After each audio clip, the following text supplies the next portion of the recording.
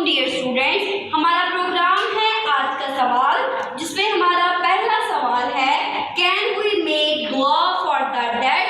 Stand up Dawood. Yes, it benefits them. जवाब दुरुस्त है।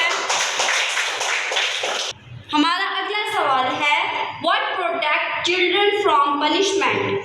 Stand up Meena. They are innocent. जवाब दुरुस्त है। हमारा अगला सवाल है is grave life part of the unseen? Stand up general. Yes. जवाब दुरुस्त है। हमारा अगला सवाल है will the hypocrite answer correctly? Stand up Hadi. No. जवाब दुरुस्त है। हमारा अगला सवाल है how can we avoid grave punishment?